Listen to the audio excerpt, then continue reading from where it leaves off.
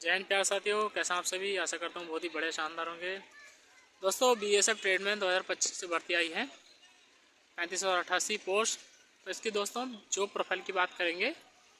इसमें जो है कौन कौन सी ट्रेड में क्या काम करना पड़ता है, कितने घंटे काम ड्यूटी होती है, कितनी छुट्टी होती है, कितनी जो है सैलरी मिलती है, सब कुछ के ऊपर हम बात करने वाले हैं। तो दोस्तों वीडियो में लास्ट तक बने रहिएगा और वीडियो को बिल्कुल भी स्किप मत कीजिएगा। दोस्तों, बीएसएफ ट्रेडमैन में आपके जो है कुक की जो है काफ़ी अच्छी वैकेंसी थी। सबसे पहले अगर हम इसमें कुक जो है सैलरी की बात कर लेते हैं। पहले सैलरी कितनी है इसमें, तो दोस्तों इसका बेसिक पे जो है वो 21,700 है। तो 21,700 में को आप जोड़िएगा, 21,700 का 50% डी होता है 10,350 रुपये। तो वे जोड़ लेगा 21 और 10 कितना, 31,700 और 300 है ना, 32 एक। तो जो कुल मिलाकर आपकी नॉर्मल सैलरी वो 33-34 हज़ार बैठती है, क्योंकि इसमें ट्रैवल अलाउंस और एचआरए जुड़ता है।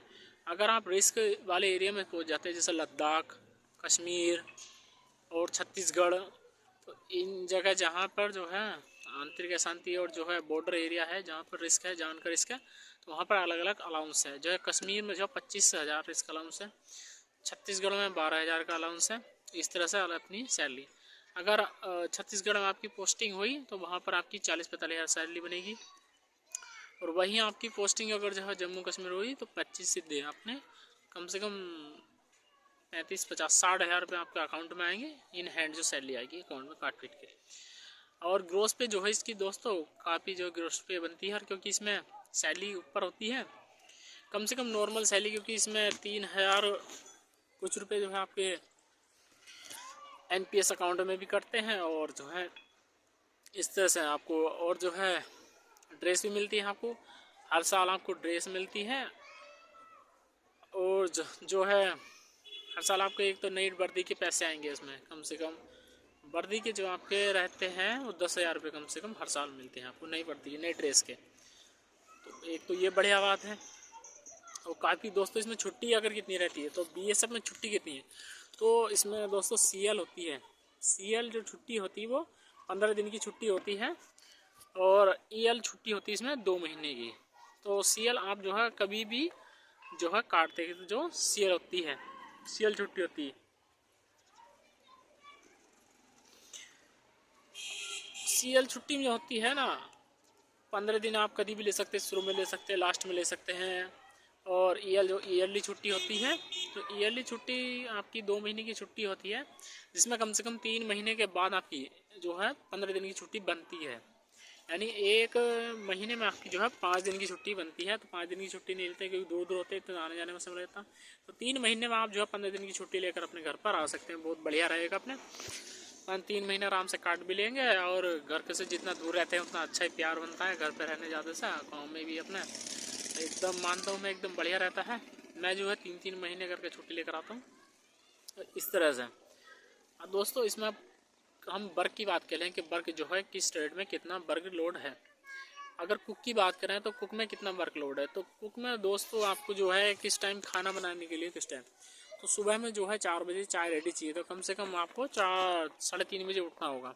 कहीं कहीं जो है 4 बजे चाय मिलती है, कहीं कहीं 5 बजे चाय रेडी। तो उसी हिसाब से आपको अलग अलग समय रहता है। हेडक्वार्टर में रहेंगे तो 4 बजे आपको जो उठ कर जाना होगा। और 5-6 बजे चाय बनाकर 7 बजे तक नाश्ता बनाकर आप आएंगे। फिर उसके बाद 8 बजे जाओगे, फिर दोपहर का नाश्ता बनाकर आओगे 11-1 बजे तक। फिर शाम को जाओगे, फिर दोपहर को 2 बजे चाय बनती है, तो दोपहर के लिए चाय बना के जाओगे। फिर शाम तक का खाना बनाकर जो है आपको 6 बजे तक आप फुर्सत हो जाओगे। और रात को जो है आपको एकदम फ्री, रात को कोई काम नहीं है आपको। रात को आराम से 6 बजे के बाद फ्री हो जाएगा, उसके बाद कोई काम नहीं। अगर दोस्तों खाना कम पड़ जाता है तो आपको दोबारा जाना पड़ सकता है बनाना, तो इसलिए उसमें 1-2 घंटा और एक्स्ट्रा हो जाता है। तो बीच बीच में आपको जो है 2-2 1-1 घंटे का रेस्ट मिलता रहता है आराम से, तीनों टाइम का। ठीक रहेगा अपने, बढ़िया। इतना लोड भी नहीं रहता अपने। और दिल से नौकरी करनी है, कि बुरा नहीं मानना है कि कोई काम छोटा बड़ा नहीं होता कि मैं खाना पकाना हो ये सोच रहा था। क्योंकि फार्म अगर आपने कुक में डाला है तो खाना आपको पकाना पड़ेगा। और दोस्तों स्वीपर की बात करें, स्वीपर ट्रेड कैसी है, तो स्वीपर में क्या है, आपको स्वीपर वाले को बंदे को अपने कम से कम 6 बजे उठना होगा सो पे है अपना। तो 6 बजे वो जाएगा अपने। कुक वाला 4 बजे जा रहा है, लेकिन स्वीपर वाले 6 बजे जाएगा। 6 बजे आकर उसको साफ़ सफाई करनी होगी, झाड़ू वाड़ू लगानी होगी सब में। जितना भी जो बाहर ग्राउंड है उसको सफ़ा करना होगा, लेटरिन बाथरूम ये भी सफ़ा करना पड़ता है इस तरह से। तो ये काम होता है और स्वीपर वाला हो गया। अब उसके बाद अगर हम टेलर की बात करें तो टेलर का क्या काम है। टेलर का अपना काम है। टेलर अगर अब ये दोस्तों बटालियन में होते हैं, हेडक्वार्टर में होते हैं। देखो जो बटालियन में हेडक्वार्टर होती है, कंपनी होती है। हेडक्वार्टर में ज़्यादा बंदे होते हैं तो वहाँ ज़्यादा काम रहता है, और कंपनी में पहुँचोगे तो वहाँ कम काम रहता है, वहाँ इतना काम नहीं रहता। तो अगर आप जो है कंपनी में जाओगे तो कंपनी में मौज रहती है ट्रेड वालों की, वहाँ कम काम पड़ता है। लेकिन कुक वाले को थोड़ा लोड कम हो जाता है। बाकी ओडिशनल ट्रेड वाले सबकी मज़े रहती है एकदम आराम से। पढ़ाई का टाइम बहुत बचता है, आराम से पढ़ाई एक नंबर की कर पाओगे आप जो है कि पढ़ाई का समय मिलेगा या नहीं। पढ़ाई का समय मिलेगा, आप जो और भी एग्ज़ाम निकाल सकते हो वहाँ से जाकर।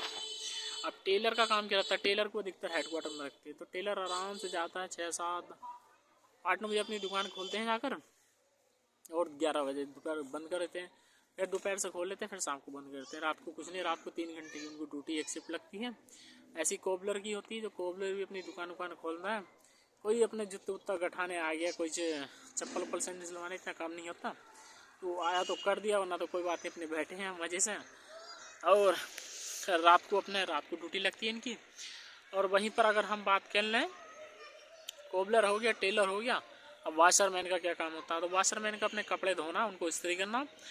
अगर कंपनी में रहेगा तो कमांड जो वहाँ पर जो है सीओ, अगर हेडक्वार्टर में रहेगा तो सारे के सारे जितने अफसर हैं आपका लेकर हेड SI ASI और कमांडेंट, ये जितने भी रहते हैं ना, असिस्टेंट OAC वगैरह, इन सब के कपड़े वॉश करेगा और इस्त्री करेगा।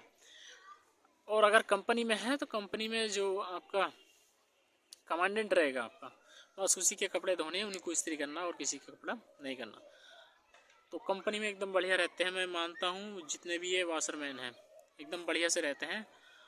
और अब इसके बाद अगली जो ट्रेड है हमारी, बार्बर की बात करें तो बार्बर को जो है हेडक्वार्टर में रखते हैं। और वहाँ पर जो है बार्बर आराम से 8-9 बजे अपनी दुकान खोलता है, और उसको बाल कटिंग करने है और कुछ नहीं करना, हजामत बनानी है बस, और कुछ नहीं करना। इसके अलावा कुछ नहीं करना। रात को जो ड्यूटी लगा दी। हेडक्वार्टर में कोई ड्यूटी नहीं लगती। अगर कंपनी में रहोगे तो वहाँ ड्यूटी लगाते हैं, वहाँ पर भी आपको बाल कटिंग करनी है, उसके अलावा नहीं। और अपने कुछ कपड़े धोने हैं, बस काम खत्म। तो अपने आराम से इसी रूम में रहोगे एकदम बढ़िया से फर्स्ट क्लास, पंखा वंखा चलाओ, गाने वाने चलाओ, मजे से बाल कटिंग करो, इस तरह से। अब दोस्तों अपनी ट्रेड को जो है गाँव में बताना नहीं, सीधा बताना कि फौजी हैं, BSF में है, काम खत्म। तो इस तरह से दोस्तों सैलरी पता चल गई, आपको ट्रेड का पता चल गया, किस ट्रेड का क्या काम है। इसमें कारपेंटर का था। कारपेंटर क्या करता है, अब कारपेंटर जो अपने टूट फूट हो गई, लाइट वाला लाइट ठीक करता है। टाइट इतना काम नहीं होता, एकदम आराम से बढ़िया रहता है। माइंड फ्री होकर जॉब करनी है, कोई टेंशन नहीं लेना, प्रेशर नहीं लेना। कुछ उस्ताद जो है आपको ऐसे मिलेंगे जो आपको प्रेशर देंगे, लेकिन आपको प्रेशर नहीं लेना, डरना नहीं है। सबकी शिकायत होती है, आप टेंशन मत लेना। तो दोस्तों उम्मीद करता हूँ वीडियो आपको अच्छी लगी होगी। तो वीडियो को लाइक शेयर करना ना भूलिएगा, और चैनल को सब्सक्राइब जरूर कर लिएगा। उम्मीद करता हूँ आपको वीडियो अच्छी लगी। और दोस्तों कोई भी डाउट हो तो वीडियो में कमेंट करके जरूर बताना। हम मिलते हैं आपसे अगली वीडियो में, तब तक के लिए जय हिंद, जय भारत, वंदे मातरम।